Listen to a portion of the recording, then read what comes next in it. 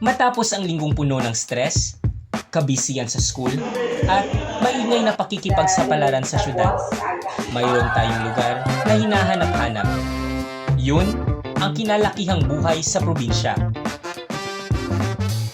Baryo, bukid, dagat. Ito ang aming mundo. Simpleng buhay, pero puno ng kwento at saya. Tuklasin at dalhin ang mga lugar na puno ng aming kwento. Wit-wit ang pangarap, maging mga inhenyerong magbibigay liwanag. Kasama ang aming grupo. Hi guys, I'm Alexander James Delda. Ako si Bea. Ako si Carl Alson Atilano. O si Helena. Ako na pala si Joshua Alexander Alexandero. Ako si Alea. Ako si Joy Marvin Camarista. O si Maria Noel Basto. At ako ay taga-Bukid. Ako ay taga-Dagat. At ako ay taga-Bukid. At ako ay taga-Baryo. At ako'y isang taga-baryo. At ako ay At ako ay taga-Barrio. At ako ay Tabing Dagat. At ito ang taga-Provincia Vlog. Let's go!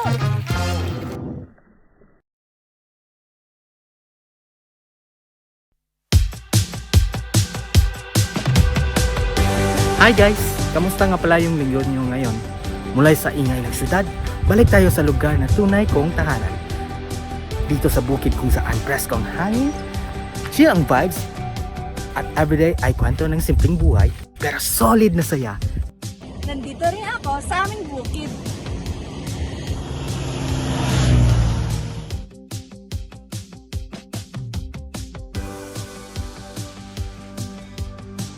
ganito ang buhay sa bukid.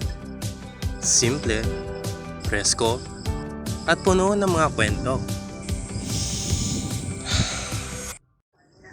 Dito, maaga pa lang gising na ang lahat.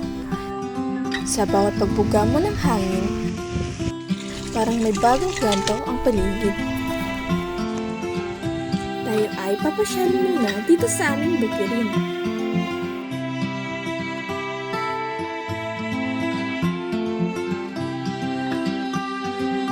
Hi guys! So, andito nga pala tayo sa Freakish Farm kung saan ito yung business ng aming pamilya.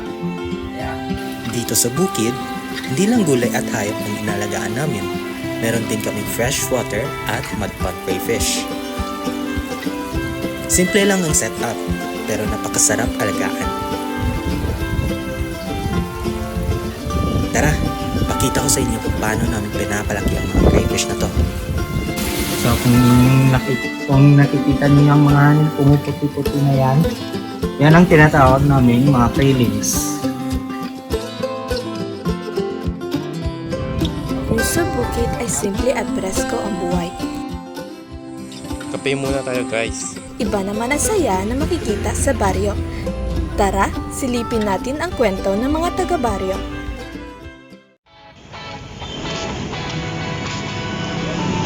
Hi guys! Dito naman masasaksihan nyo ang buhay taga-baryo, kung saan ang bawat sulok mayroong puno at bungang prutas.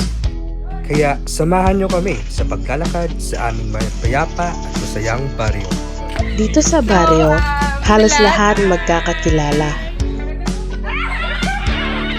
Kahit minsan nga, hindi mo pa kilala yung iba, mas kilala ka na nila.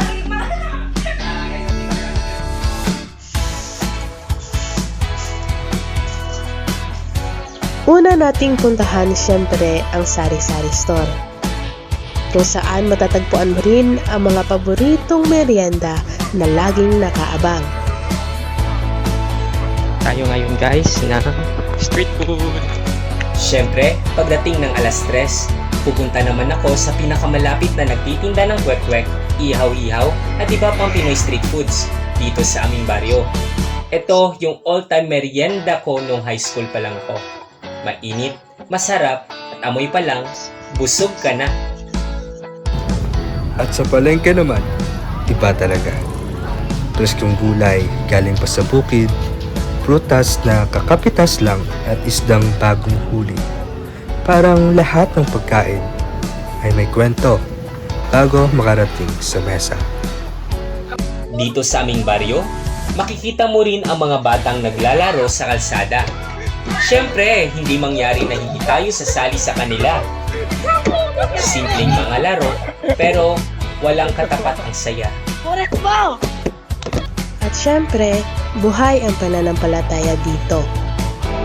Kahit simple ang pamumuhay, hindi nawawala ang dasal at pasasalamat sa Poong May Kapal. Ganito ang pamumuhay sa gitna ng dagat at kabukiran. Munting syudad, pero ang hangin ay preska at ang pamumuhay ay payapa. Tayo naman ay dadako sa buhay ng mga sirena ay este ng mga taga-tabing dagat.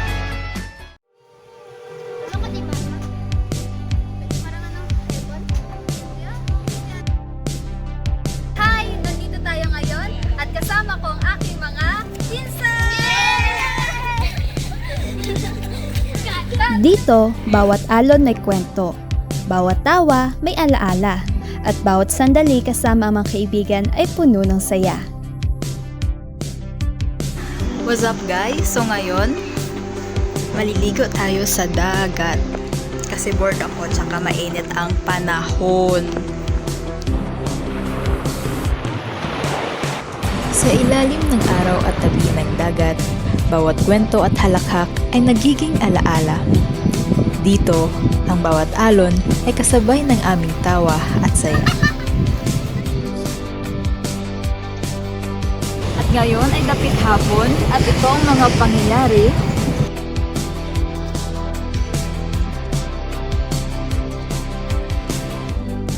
matapos ang 2 linggong walang laot dahil sa bagyo, nabiyayaan si Papa ng malaking isda.